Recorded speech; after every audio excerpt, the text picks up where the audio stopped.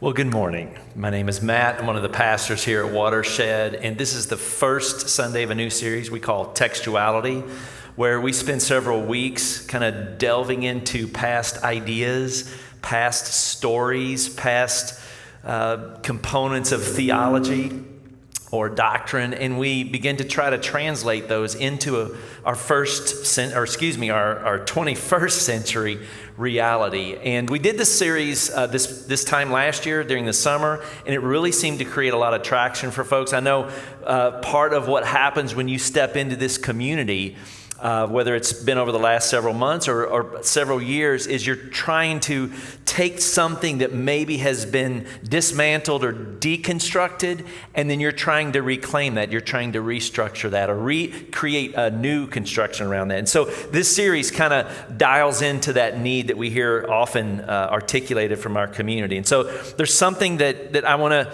kind of hold space for in that regard as we move forward this morning. And the way I want to dive into it is by showing you this photograph. This is a picture of my son. He's 17. He's number 7 doing this. Last weekend, I wasn't here because we were in North Asheville at the Western North Carolina Babe Ruth State Championship.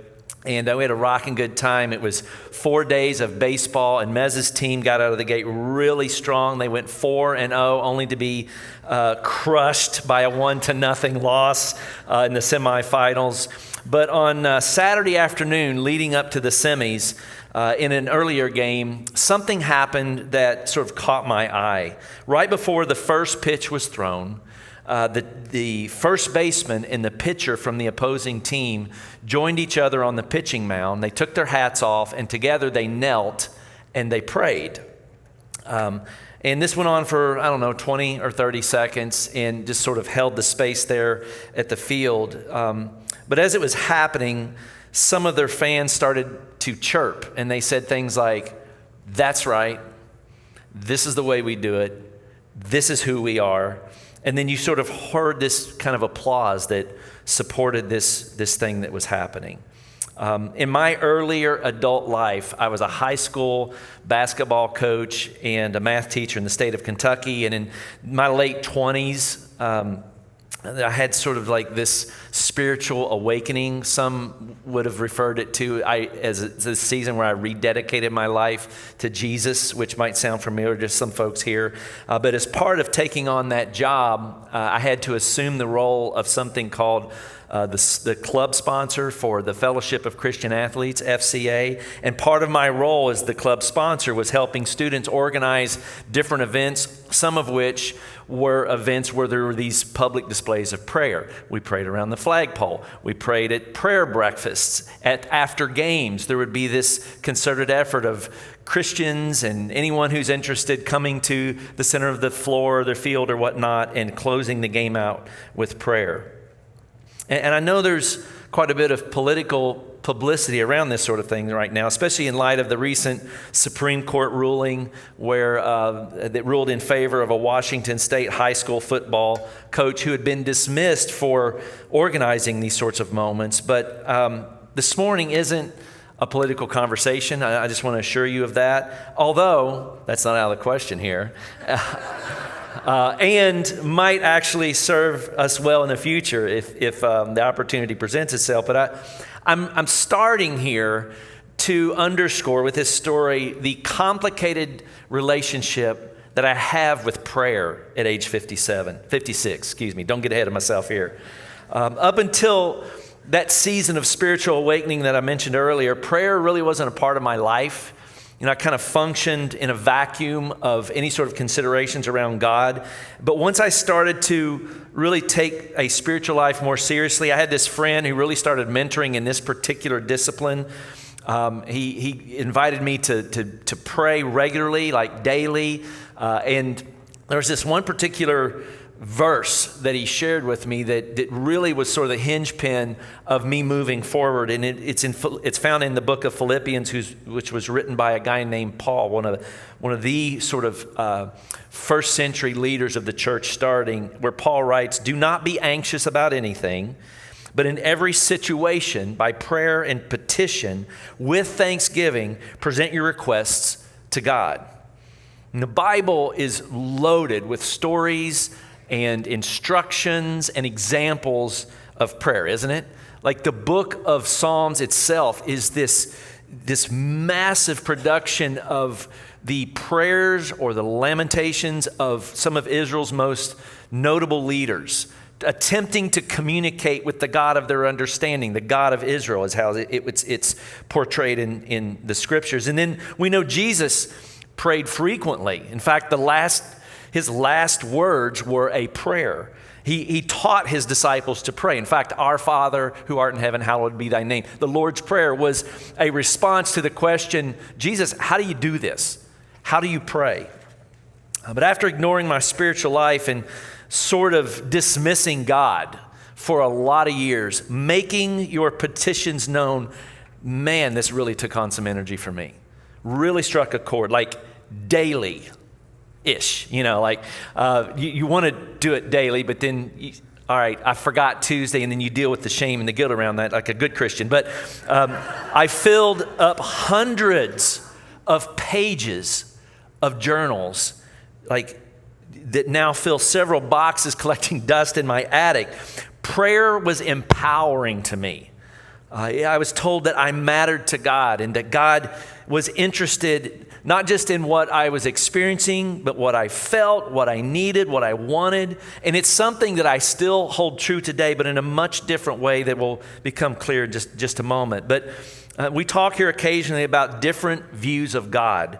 But in that season, God was what could be described as a super being sort of God. In fact, a couple of weekends ago, if you were here and you heard some of the conversations between Thunklau Hoykip and myself, that phrase surfaced. Like this all-powerful being that's located outside of ourselves, somewhere else, so that when this God is beckoned, that God then interrupts our reality, our material world, our human experience to edit or to change something, to sort of be an advocate on our behalf. Bear with me today because there's several pictures, but this is a picture of one of our other children. This is our daughter, Jyoti.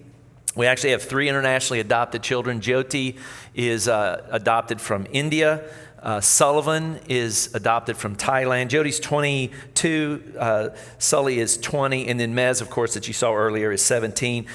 He's from Ethiopia. But this picture to the left was taken the week that we went to get Jyoti in India. It's the first time we met her. And this is actually the first time we ever saw her smile. We happened to have a camera because she was not happy up until that point. The picture on the right is, I think, of her senior year. But one of the most important seasons for us, and specifically me, where prayer really mattered, or at least in my economy, happened during the months leading up to her adoption. When we decided we were going to begin building our family this way, the agency we were working with said it's going to take 12 to 14 months start to finish before you can actually fly and get the child that you're matched with. And so we had this timeline, this real defined timeline in our head, except on month 12, we were told that the court systems were lagging behind, in part because there was a judge that was ruling unfavorably towards couples from the United States or the West in general. And so cases were being dismissed right and left. It was creating a backlog of cases. And so 14 months turned into 15 and then 16. And the preparation our agency was giving us was, you might have to start all over. And you might not get this child. So you can only imagine how stressful this was for us. And we had pictures, we had video footage. The first time I ever saw my daughter cry was on a screen, and it wrecked me. But we had already bonded, like she didn't know us, but we fully had accepted her. And this was our daughter. This is who we're going to go get come hell or high water. And splattered all over the pages of these journals were some of the biggest emotions that I'd ever had in my life. Huge petitions. God, please do something here. God, please, get involved. Get rid of this judge. I mean, don't, get rid of her, but you know what? Actually in the Bible, never mind, God. Listen, just can you please do something here? You can only imagine how emotive when the phone call came to say, you're good to go. how fast can you travel? I remember driving over to where Donna worked and saying, it's all gonna be fine, we're good. You can also imagine how confident and convinced and trusting we became in a God who would intervene. So that was 2001. Fast forward to 2013, we just completed our third adoption. Mez had been home for a couple of years now. We got him in 2011. And while we were in Ethiopia to get Mez, we met this really dynamic young couple, and they were there to adopt their first child. It was a little girl from Ethiopia, and we got really connected to that family and a few others that were there doing the same thing, only to learn a couple of years later that they were actually going to they were going to build their family through more adoption, this time though in Russia. And so part of the Russian adoption process was you have to go there and spend like a month, and you connect to the child, you start working out the legal back end side of things, you bond with that child, you actually like live in proximity with that child in an apartment or a hotel room or whatnot.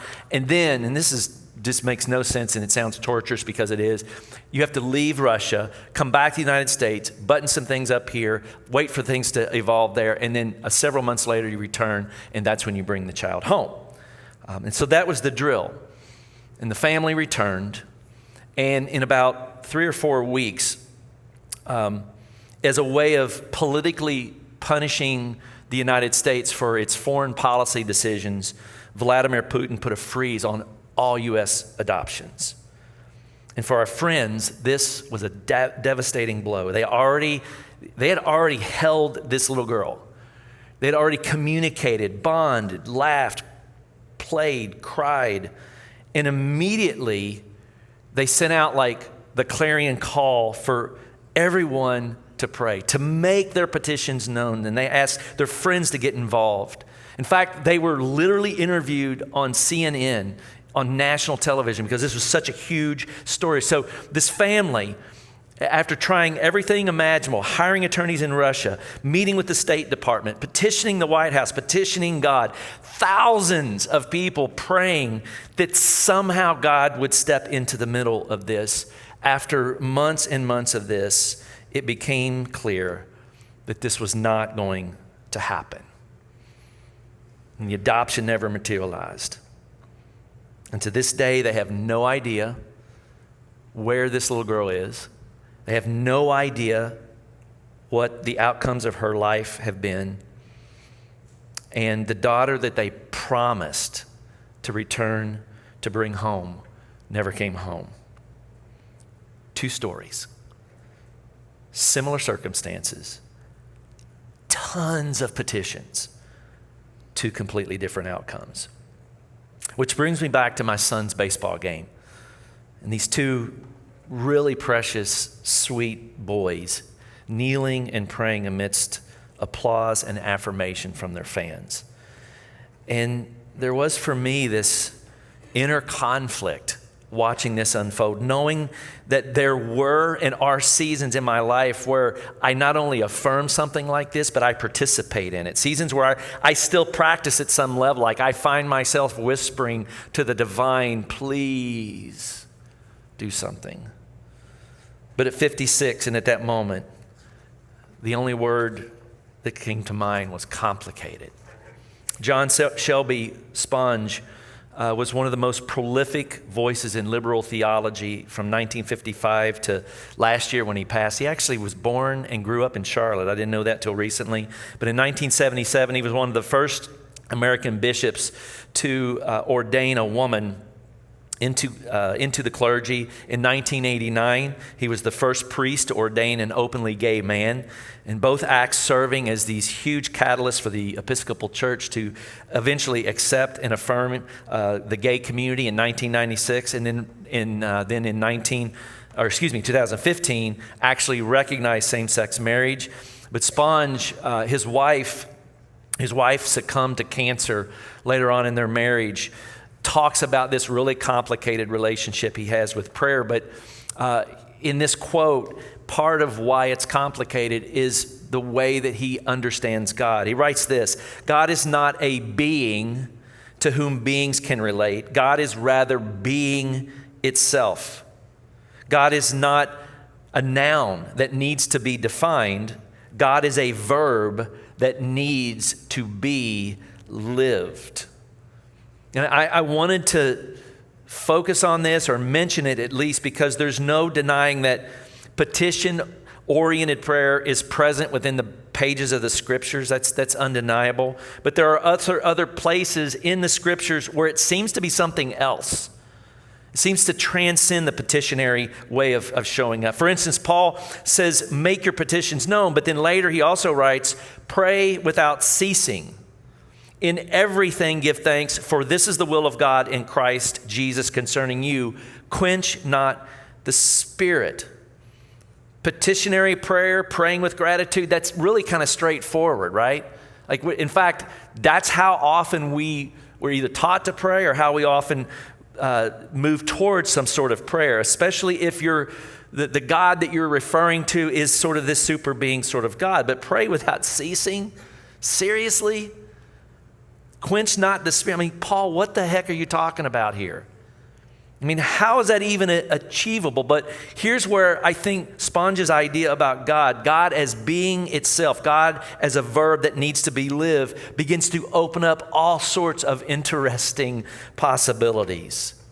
Possibilities that transcend a vending machine God of sorts and begin including an experience with God that is beyond our words, but still rooted in a material world where we live.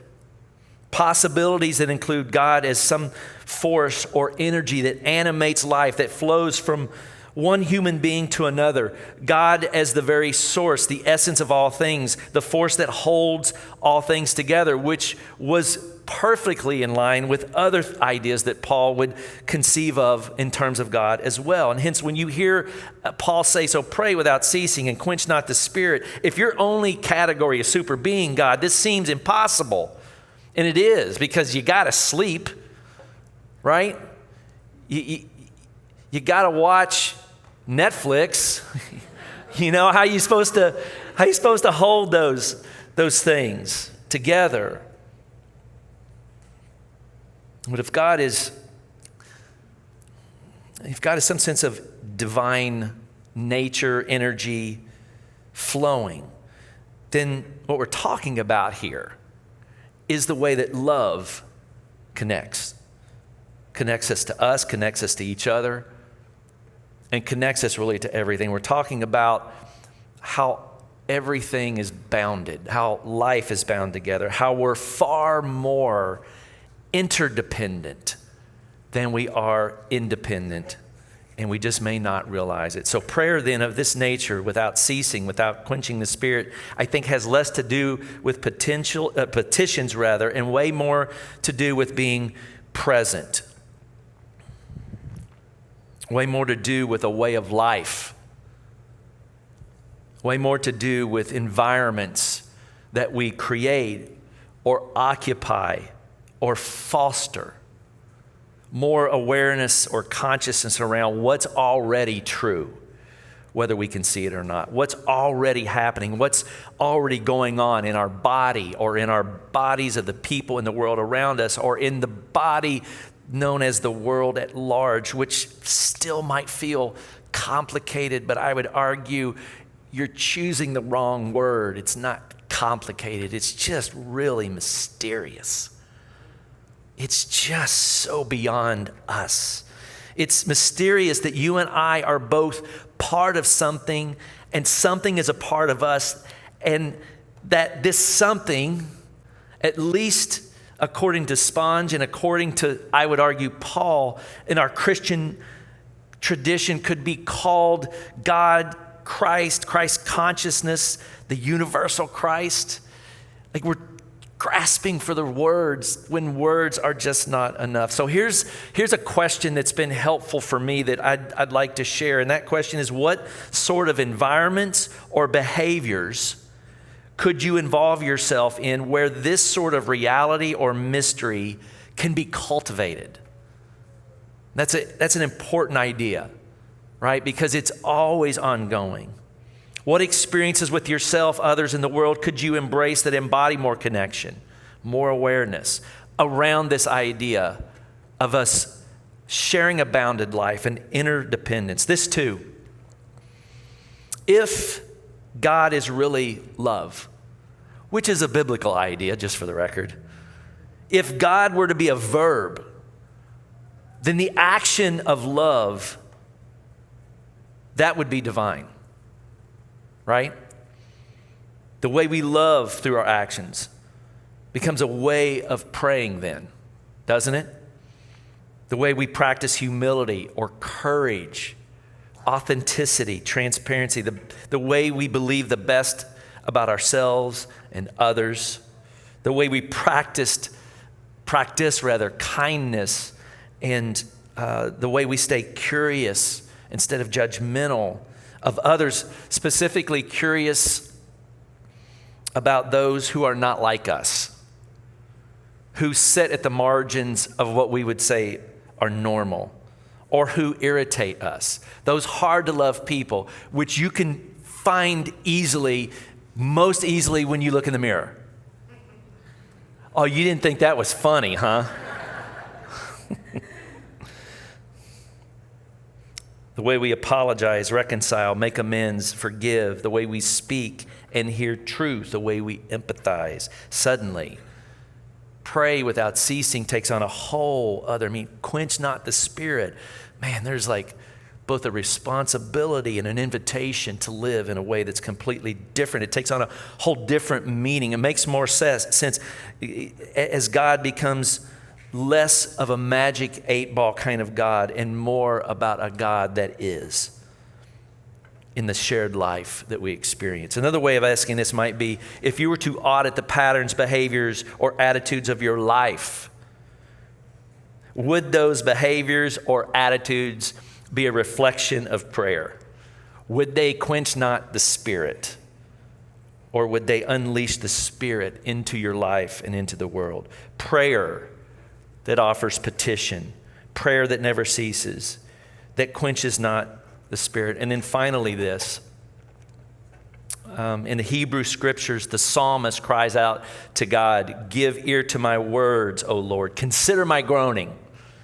And then later on, Paul, who was also Jewish, writes in Romans, "Likewise, the Spirit helps us in our weakness, for we do not know what to pray for as we ought, but the Spirit himself intercedes for us with groanings too deep for words.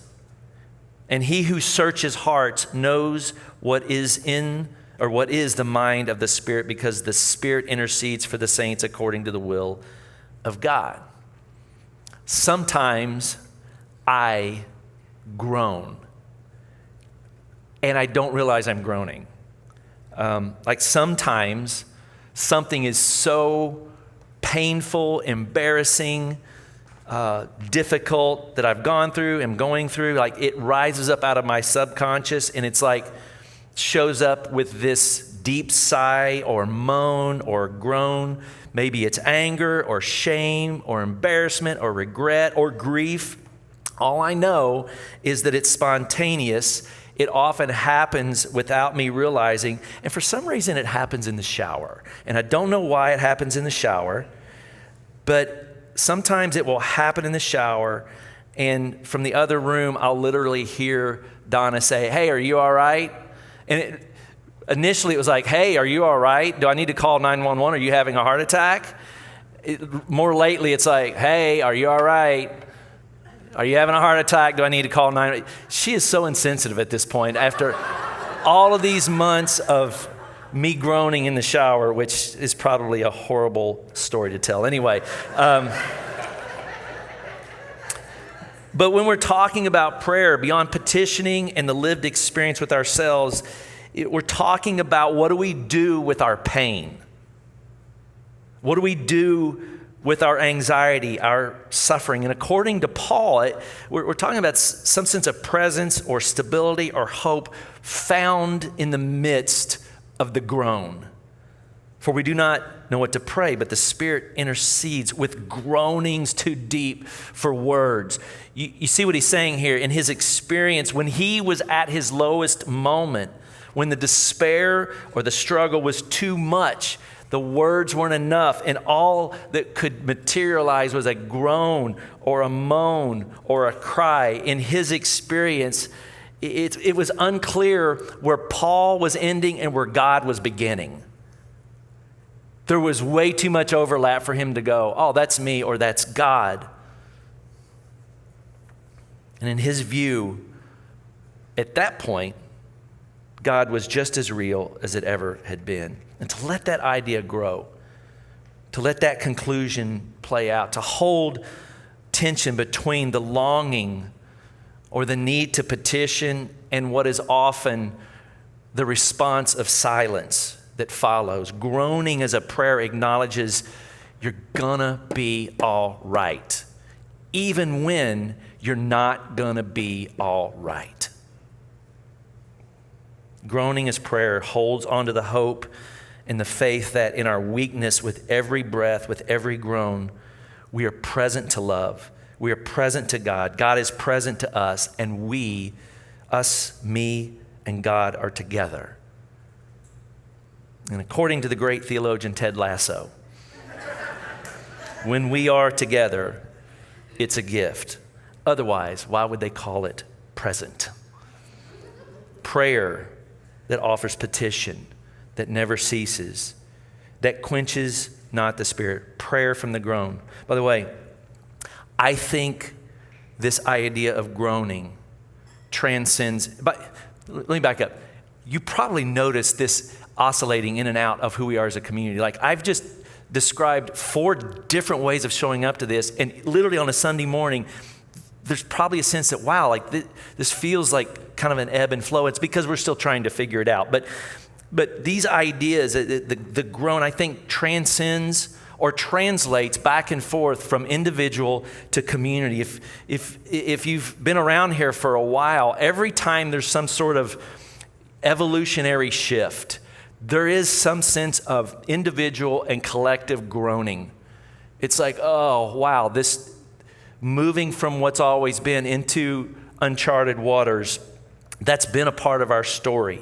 And there's a reason that I'm kind of mentioning the organizational aspect of this, because we're in one of those seasons as a church. In fact, Scott, why don't you come on up? Give Scott Hofer a big hand this morning.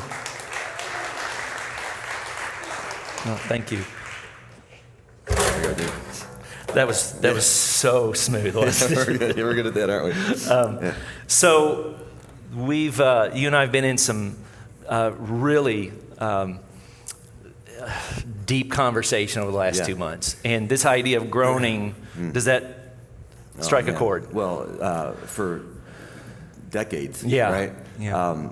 I think back on my life. I imagine this is true for you as well. You have these indelible moments that you look back on, maybe half a dozen of them, that were central to who you are now. They've informed where like your life has gone. I remember this very vivid memory of sitting in a restaurant in Michigan with a dear friend who's now my wife, Taryn, sitting across the table from me. We were really great friends in that season. And I remember it was cold in the space, and I offered her my sweatshirt.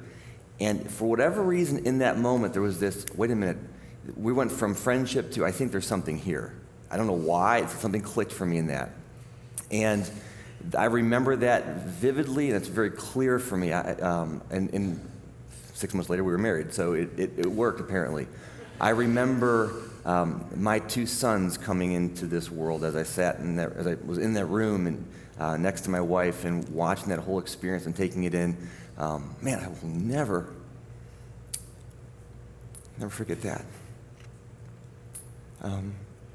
I remember 33 years ago, in a very specific space and time and place for me. I was in school, and this sort of, in the church space, we had this sort of word we use calling, right? And I was called into this place of ministry. And the idea of ministry is kind of a broad narrative, but it was work that somehow you got paid to do, sort of nonprofit or church work, however you would sort of canonize that. And 33 years ago, we're leaning into that thing that this is what my life is going to be about. And then did that for quite a minute, got to know Matt and Donna and Taryn early in our 20s, and became really good friends, worked together. And I remember another wonderfully indelible moment, and I've got plenty of them, but this is another key one, where Matt and Donna and I and Taryn, we had lived in India. Many of you got to meet Tungla on the screen. He was our translator for months, and we got to know him for years, living over there for chunks of time, and had many meaningful experiences. And then we came home, and Taryn and I went to a church in Michigan. Matt and Donna went to a church in Florida, and we had spent all this meaningful time together, and like it kind of felt like it was over a little bit, but I remember Matt and Donna coming to Michigan and visiting with Taryn and I remember the space in the house, I remember the moment, I remember the conversation, and Matt said, well, what would it look like to work together again? And we're like, well, yeah, that could be a lot of fun, but what do we know? Well, we really don't know anything. Like, what are we going to start? That not much has changed since those days. Yeah, not much has changed. And we got into that, and we thought, well, we both work in a church, and we were naively enough in the day to think, well, maybe we could start one of these. And the people that were leading them, if they could do it, well, then maybe we could do it, right? And so we thought, well, let's go for it. And literally, I remember saying, well, what do we got to lose, right? Maybe somebody else will hire us if it doesn't work out. And so, and I was telling Matt earlier today, in that moment, you have these times when you speak a narrative into reality, and you think, well, it's not going to happen. And then there are times you think about something, you discuss something, and like, wait a minute, this is going to happen. And that was 20 years ago. It took us about 3 years to launch Watershed. We're 17 years old. And in that moment, and I remember telling Taryn afterwards, I think, our cushy, comfortable role in Michigan is over. We are moving. This is going to happen. We don't know where it's going to be. We don't know what it's going to look like. We had no idea you would be who you are today. But I remember in that indelible moment 20 years ago, knowing full well that this was going to happen. And for 17 years, we've been Watershed. We've been a co-leadership duo, and we've hopefully it's been successful in some spaces, and we've dropped the ball majorly, right? And I remember being one of the people that started this community, and thinking, well, clearly this community will benefit from my leadership and my spirituality and my experience. It has been absolutely the other way. I have gained so much more. And I think I speak for you in that way, Matt. I think I speak for our staff in that. I think there's this assumption, well, I'm going to show up and somehow serve it, and in the end, you get served back. And it has been an absolute amazing and wonderful ride. And about 12 years ago, Taryn and I started jumping into other lines of work, started some other businesses, some other things, and we've never really had a chance to dance and to play in those spaces. And we're leaning a little bit more into that these days. And I say all that to say the role that I've been playing as a co-pastor is transitioning to more of a part-time sort of operations person. So I'm still going to be here. I'm still going to be around. You're still stuck with me. You're going to still see me. This is still my community. This is my church. But I'm going to play a different role in that. And I'm excited about that, and I'm nervous, and I'm anxious. And I was telling Matt earlier, it's sort of like I'm Taryn's husband, I'm Colson and Keen's father. Like, those identities will never go away, and those are so meaningful to me. And I am also a part of Watershed, and that can't go away anytime soon. And I won't let it as long as you'll continue to have me. But I'm so grateful for what this community has been, and I think of like my wife and the role that you've played in this. Man, it's been so special, and it's been so difficult at times to sit in parallel and tandem and to be a part of what we get to do here. Donna, so grateful for you, and the hours and weeks and years of just the stuff we've all had to go through and celebrate together. And brother, Stop it. I told him I wasn't going to cry because I like it was all gone. But it's I'm just so grateful for what we've had a chance to experience. I am absolutely confident in his leadership, and know he's going to kill it, and know he's going to do a great job.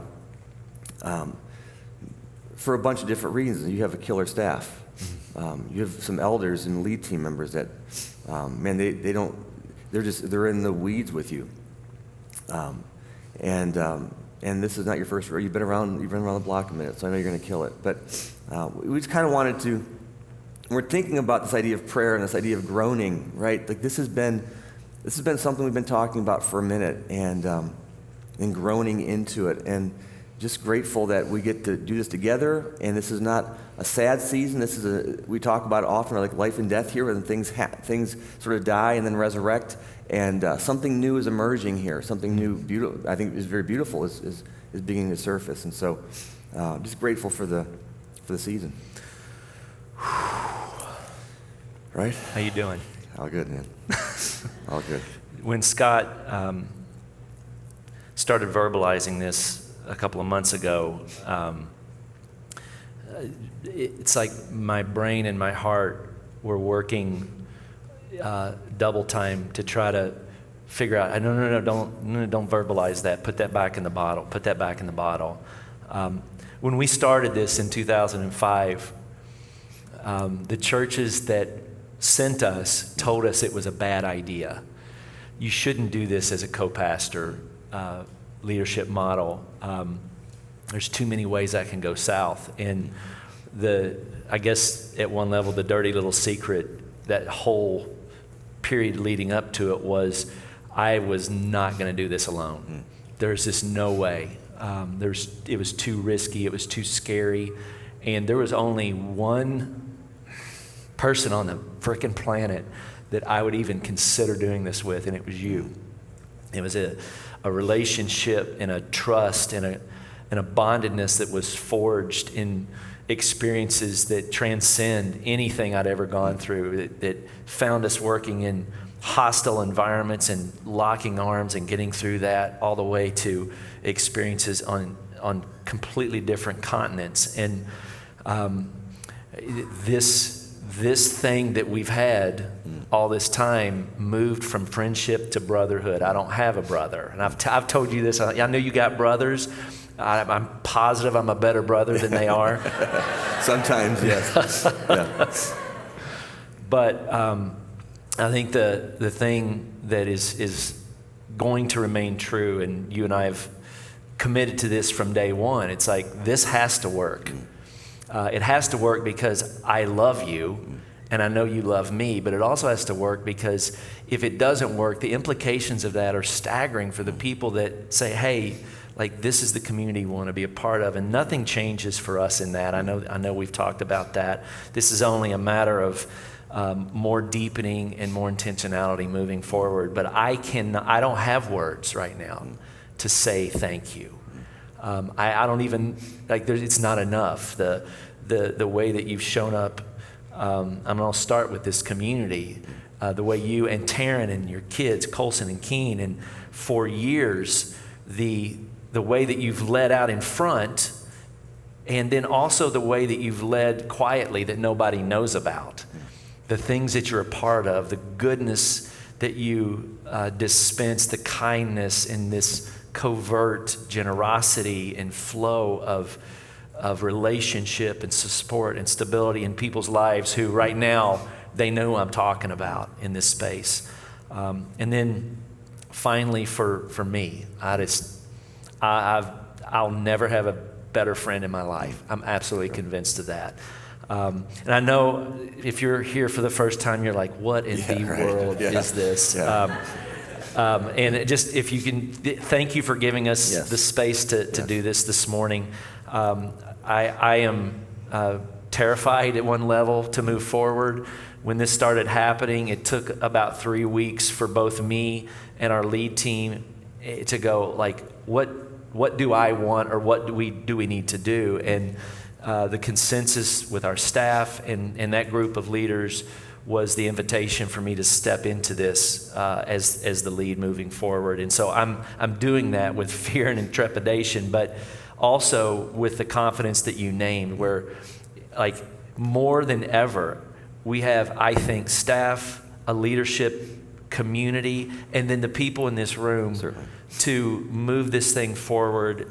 And if there was ever a time to go, oh, wow, we really do get to do this together, now is that time. So I could keep going on. This is the longest Sunday morning I think we've ever had at Watershed. Is going to kill us, And any thoughts, comments, or snide remarks? Again, no, I don't. And I'm an open book in this process. Again, I'm not going anywhere. You're stuck with us. And I look forward to kind of leaning into some of the areas that I feel are strengths of mine and gifts of mine that I think will continue to come alongside and best serve at the pleasure of this community. My email is scott@watershedcharlotte.com. If you have any questions, you have any needs, whatever, still reach out to me, please. And I asked Matt earlier, could I close in prayer? I don't even know how to pray now because you messed it all up during that talk, but I'm going to still talk to something, all right? You're welcome. All right. Let me pray. Just maybe presence.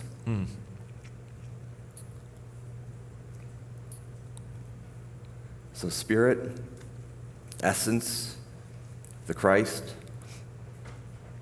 just grateful for this way of being, this way of learning, this way of growing. And so I'm going to speak in a sense of just massive gratitude.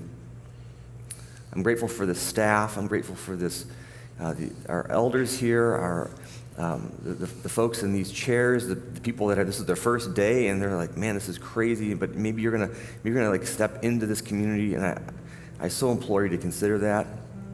I'm grateful for how this church shows up in people's lives. I'm grateful for the people that have marked me here, that sat patiently while we became an affirming community. Thank you so much to our LGBTQI community. Our community of color continues to embrace and sit with us in this journey of discovering what it means to work on the anti-racism stuff that we continue to try to figure out and fumble into. And grateful for people who sit with the dissonance regarding theology and don't have to have it all buttoned up. And you're our people. And I look forward to this community continuing to grow, to ebb and flow, to something even, dare I say, bigger and better, whatever that even means, happening in the future. And I'm convinced of that. That for sure is going to happen. So Father, so being God, we deeply love you, and we thank you for these last 17 years we've had together. In Christ's name, amen.